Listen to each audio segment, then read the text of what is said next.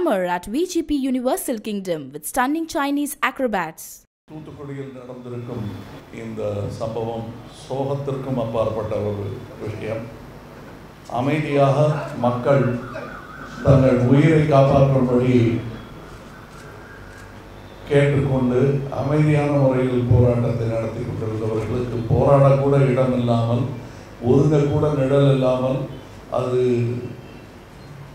தன்னால் உதிர்ந்து போய்விடும் என்று நினைத்து கொண்டிருந்தவர்களை தொடர்ந்து போராடி தங்கள் எண்ணம், திண்ணமான எண்ணம் ஆலையை மூடுவதுதான் என்று மக்கள் தெரிவித்தும்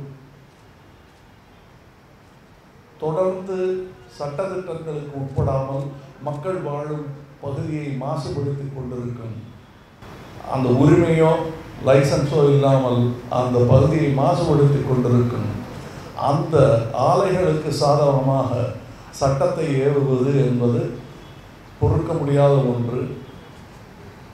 வணிக வெற்றிக்காக மனித உயிர்கள் போனாலும் பரவாயில்லை என்னும் அந்த எண்ணம் கண்டிக்கத்தக்கது. இந்த துப்பாக்கிச் சூட்டில் இறந்தவர்களின் வயதுகளை பார்த்தால் இளம் வயது, மூத்தவர்கள் என்று பல்வேறு வயதுடையவர்கள் இறந்திருக்கிறார்கள். கிட்டத்தட்ட 10 பேர் இறந்திருக்கிறார்கள் என்பதுதான் எனக்கு வந்த செய்தி. அதில் வெனிஸ்டா என்ற ஒரு பெண் தன்னுடைய பள்ளி பரீட்சை முடிவுக்காக காத்து கொண்டிருந்தவர். இந்த சோகத்தை, இந்த துரோகத்தை தமிழகம் மறக்காது. வன்முறை என்ற ஒரு காரணத்தை சொல்லி நாங்கள் துப்பாக்கி சூடு நடத்தினோம் என்று சொல்ல போகிறார்கள். என்னுடைய கேள்வி எல்லாம், இந்த துப்பாக்கி சூடை நடத்தலாம் என்று ஆணை பிறப்பித்தவர்கள் யார்? இதுவரை இந்த பேச்சுவார்த்தைகளுக்கு போகாமல் அதை துப்பாக்கி சூடு வரை கொண்டு போகலாம் என்று அனுமதி அளித்தது யார் என்பதுதான் எங்கள் கேள்வி. இது எங்கள் கேள்வி என்னும் பொழுது மக்கள் நீதி மையத்தின் கேள்வி மட்டுமல்ல, தமிழகத்தின் கேள்வி. இதற்கு பதில் சொல்லியே ஆக வேண்டும். யாராவது ஒரு அதிகாரியை பதவி நீக்கம் செய்வது மட்டும் போதாது.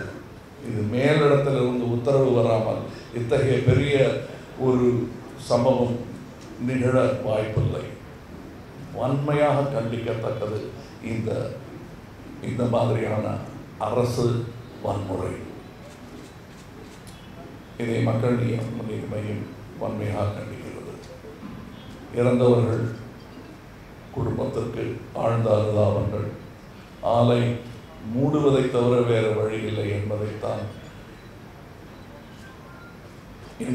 இன்றைய நிலை என்பது என் கருத்து. நன்றி.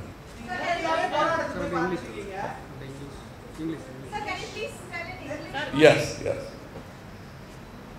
It was a non-violent protest by the villagers. It's been going on for quite some time. The government, in all their wisdom, thought that by not giving them even a spot of shade to protest, they thought that they would the whole protest would dissipate and go away. And they couldn't wish it to go away. It stayed on. The will of the people was much stronger than the will of the government. It most of the time always is. And now, having turned your face away for so many months and months, you suddenly decide to escalate the violence to an unimaginable point. 10 people have died. There's even a schoolgirl, 16-year-old schoolgirl, who is waiting for her results after her exam. This is unpardonable. People of Tamil Nadu will not forget this violation against their dignity and life. And I'm very sure that this could have been stopped without escalating it to such levels. Somebody gave that order to escalate it to this level. They are answerable. It's not enough if you just fire one officer of a high rank who only did his duty or did what he was asked to do. those who could have averted this tragedy didn't. They are answerable. And Makkal Neethi Mayyam stands with the people and offers its condolence to those, the bereaved families. Thank you.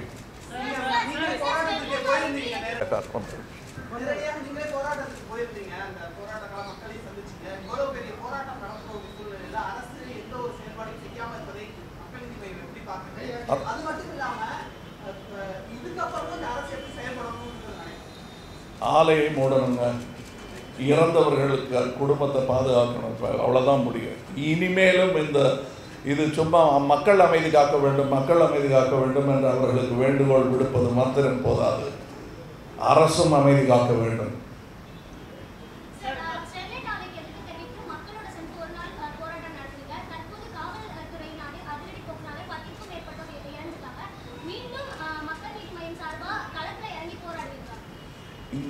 இந்த நிலை வரக்கூடாது என்பதற்காகத்தான் நான் அமைதியை நோக்கி பேசிக்கொண்டே இருக்கிறேன். மீண்டும் மீண்டும் உங்களுக்கு சொல்ல, நீங்கள் ஏன் போராடவில்லை, நீங்கள் ஏன் போராடவில்லை என்று கேட்கிறார்கள்.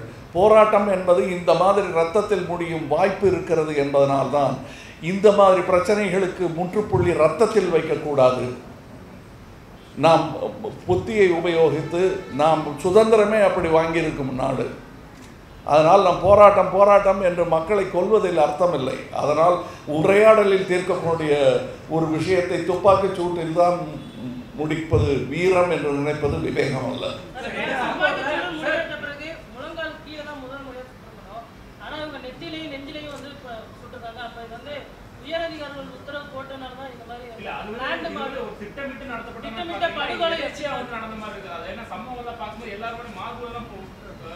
இல்லை, அந்த மாதிரி கொடூரம் நிகழ்ந்திருக்காது தமிழகத்தில் என்று நம்புவோமாக. குறி தவறியது என்று வேண்டுமானால் சொல்லலாம், அது கொஞ்சம் அவமானம்தான். இருந்தாலும் அந்த அவமானத்தை தாங்கிக் கொள்ளும் தமிழகம்.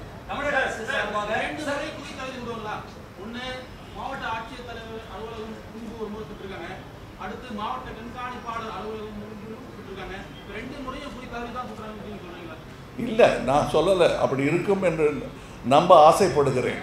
நீங்கள் சொல்வதை நான் கேட்டுக்கொண்டிருக்கிறேன். தமிழக அரசு ஸ்டெர்லைட் ஆலையை மூடுவோம் அப்படின்ற அந்த வார்த்தையை மட்டும் குறிப்பிடாமல் நாங்கள் முன்னாள் முதலமைச்சர் செய்ததை நாங்கள் செய்வோம் சொல்லிட்டு இருக்காங்க. இன்னும் ஒரு சில நாட்களில் சட்டப்பேரவை கூட இருக்கு, ஒரு தீர்மானம் நிறைவேற்றினால் இதை சாத்தியப்படுத்தலாம். மிக சுலபமாக இன்று காலை அவர்கள் இது நடப்பதற்கு முன்னால் ஒரு பூட்டு போட்டிருந்தாலே இந்த இது குறைந்து போயிருக்கும். ஃபேக்ட்ரி வாசலில் போய் பூட்டு போடுறான், அப்புறம் பேச்சுவார்த்தை நடத்துகிறான், கொஞ்சம் அமைதியாக கலைஞ்சு போங்கன்னு ஒரு ஒரு ஒரு கிராமத்து ஆள் செய்யக்கூடிய, பெரிய மனுஷன் செய்யக்கூடிய வேலை அப்படி செஞ்சுருந்தா கூட போதும். ஆனால் இது ஏதோ அரசை கவிழ்க்கும் ஆர்ப்பாட்டமாக நினைத்து கொண்டு அதற்கு எதிர்ப்பு தெரிவிப்பது தான் எங்களுக்கு வியப்பாகவும் வருத்தமாகவும் இருக்கிறது. இப்படிப்பட்ட ஒரு மத்திய மாநில அரசுகள் இங்கு தேவை என்பதை நீங்கள் நினைக்கிறீங்களா? மக்கள் இதை எதிர்க்கிறாங்க. மக்களோட மக்களாக இருந்து மக்கள் நீதி மய்யத்துடைய தலைவர் என்ன நினைக்கிறாரு இந்த அரசாங்கத்தை பற்றி? இல்லை, தேவை என்று மக்கள் கேட்பதை எல்லாம் தராமல் இருப்பதனால் தான் இப்படிப்பட்ட போராட்டங்களை வெடிக்கின்றன. இவை தேவை என்பதை எல்லாம் கொடுத்திருந்தார்களே, ஆனால் இந்த போராட்டமே வெடித்திருக்காது. தமிழகம் இன்று இந்த நிலையில் இருந்திருக்காது.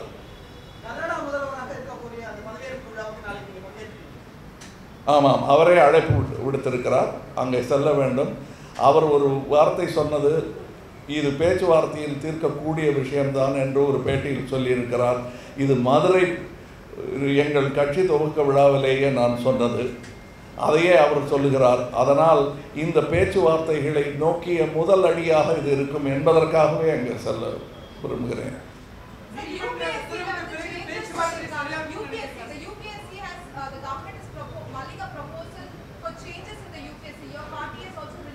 Yes. Yeah, we do condemn it, and it is tinkering with a good system which is already existing. This kind of an attempt was made much before, I think in 1978, when Morarji Saab was there, and they have declined to go with that. I don't know why this is being brought up. It will be disastrous. And our recommendation and VBC's those in power not to indulge in this kind of tinkering. When it's not broken, don't fix it.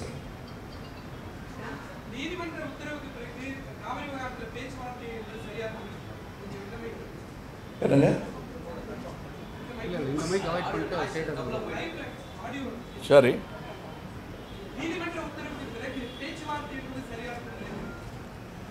நீதிமன்ற உத்தரவு என்பது இன்னும் 15 வருஷத்துக்கு பேசக்கூடாதுன்றாங்க.